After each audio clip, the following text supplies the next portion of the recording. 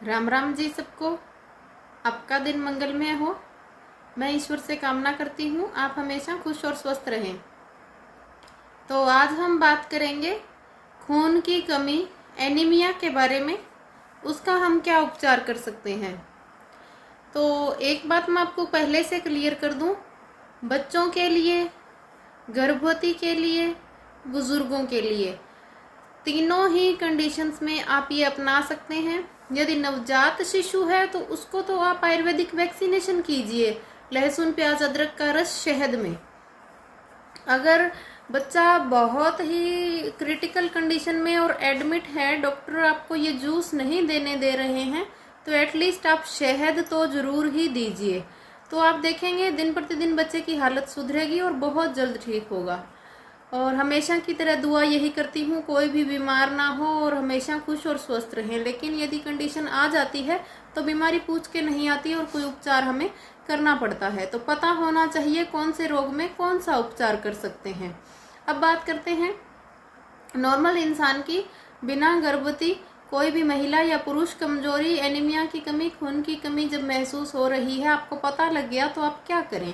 पहला काम, चने भिगोइए शाम को। देसी चने छिलके समेत, काले आम जो खेतों में पैदा होते हैं, सफ़ेद चना नहीं, देसी चना, काला चना, साबुत ही भिगोइए। 1 चम्मच भिगोएं। सुबह खाली पेट खाएं तो बहुत अच्छा। खाली पेट नहीं खा पा रहे हैं, आप रूटीन में कुछ और ले रहे हैं, शहद का पानी, दूध, छाछ, चाय, जो भी है, मैं किसी चीज़ को मना नहीं कर रही, इसलिए नहीं कर रही क्योंकि कुछ चीज़ें, आदतें और उम्र ऐसी होती है। अब जैसे 50-60 की उम्र में कोई महिला है और अपने बचपन से चाय पी रही है और हम उसे बोल दें कि आपको चाय नहीं पीनी, तो बहुत मुश्किल है छोड़ना। नामुमकिन तो नहीं है, मन में करने के बाद, ठानने के बाद हम कुछ भी कर सकते हैं। लेकिन यदि वो नहीं छोड़ पा रही है तो वो सोचे कि इसने तो बोला था चाय छोड़ो तो ये चीज़ लो, तो वो भी नहीं लेंगे कि मैं तो फिर चाय ले रही हूँ, चाय मैं छोड़ नहीं पा रही और ये नहीं लूँगी, हो सकता है ये चीज़ असर ना करे। ऐसा नहीं, कुछ ना कुछ तो अपना असर करेगा। बाकी आपके शरीर को, आपको खुद को ख्याल रखना है, आपको क्या खाना चाहिए क्या नहीं खाना चाहिए। बताने को तो वैद्य ग्रंथ बहुत, जो आयुर्वेदिक में लोग हैं, आपको सलाह दे सकते हैं, बाकी करना तो आपके मन की बात है। तो चलिए बात करते हैं। तो बता रही थी, जो भी आपका रूटीन है, यदि आप खाली पेट नहीं खा पा रहे हैं तो जो भी आपने सुबह मॉर्निंग में लिया, चाहे कुछ भी लिया, पानी, चाय, दूध, छाछ, उसके 1 घंटे बाद आप खा लें।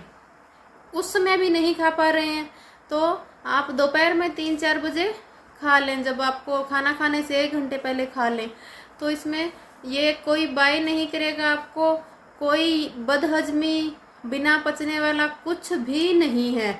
यदि किसी को ये समस्या है कि नहीं, ये मैं कच्चा नहीं खा पा रही, या कुछ भी आप ले लीजिए कि खराब कर रहा है उनको, यदि ये है समस्या कुछ पाचन से रिलेटेड, तो उसको उबाल के, स्टीम करके आप खा सकते हैं।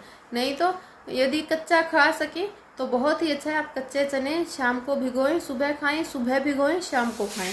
इनके साथ आप मूंग भी ऐड करें, जिससे प्लेटलेट्स नॉर्मल रहती है और खून बहुत जल्दी बढ़ता है। साबुत हरे मूंग छिलके समेत 1 चम्मच शाम को भिगोएं, सुबह खाएं, सुबह भिगोएं, शाम को खाएं। थोड़ा सा सेंधा नमक लगा सकते हैं, सीधा खाए तो बहुत ही अच्छा, नहीं तो आप थोड़ा सेंधा नमक, काला नमक, नींबू कुछ भी डालें, लेकिन खाएं। तो इससे बहुत जल्दी खून बढ़ता है। कई बार क्या होता है, इससे चीज़ समझ नहीं आती, नहीं बढ़ता। किस कंडीशन में? गर्भवती महिलाओं के। होता क्या है, स्टार्टिंग में जब महिला को पता चलता है वो प्रेग्नेंट है, तो आजकल तो क्रेज़ है, पता चलते ही अल्ट्रासाउंड करवाते हैं। उसके बाद 3-3.5 महीने में एक अल्ट्रासाउंड करवाते हैं, पूरी जांच करवाते हैं। तो उस समय क्या होता है, हमारी बॉडी ब्लड भी अच्छा दिखाती है, पूरी जांचें नॉर्मल रहती है, तो हम क्या करते हैं, खान पान की तरफ ज़्यादा ध्यान नहीं देते कि मैं तो बिल्कुल स्वस्थ हूँ, नॉर्मल हूँ, मेरा तो खून भी बहुत अच्छा है और अब मुझे कुछ और एक्स्ट्रा खाने की या ध्यान की ज़रूरत नहीं है, नॉर्मल ही खाते रहते हैं। तो होता क्या है, जब आपको प्रेगनेंसी का 5th मंथ लगता है, उसके बाद अचानक से ब्लड घटता है, क्योंकि उसके बाद बेबी ज़्यादा ब्लड लेने लगता है और जो बच्चे का शरीर है वो भी ग्रोथ करने लगता है। तो उस समय महिला के शरीर में कमजोरी आती है, एनीमिया की शिकायत आती है। तो अपना स्टार्टिंग से ध्यान रखें।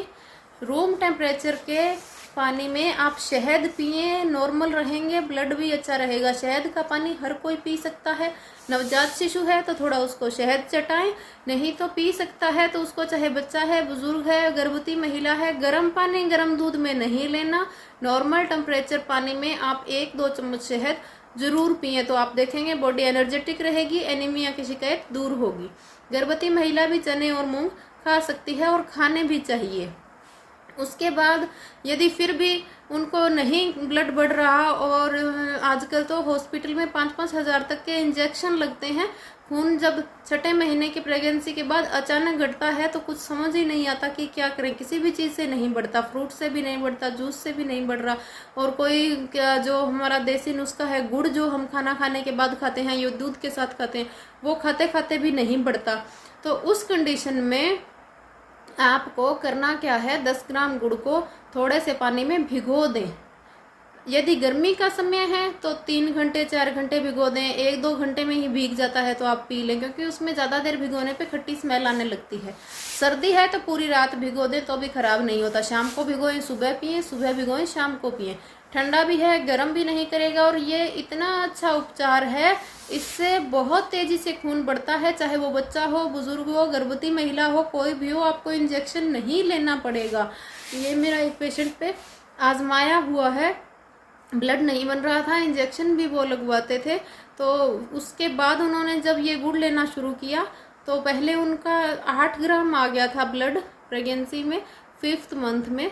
तो उसके बाद ये स्टार्ट करने के बाद उनका ब्लड वापस 9th मंथ तक, डिलीवरी टाइम तक 11 ग्राम रहा था। तो ये बहुत अच्छा रिजल्ट था। तो आप आजमा सकते हैं, किसी भी चीज़ का कोई नुकसान नहीं है। आपको 4-5 चीज़ें बताई।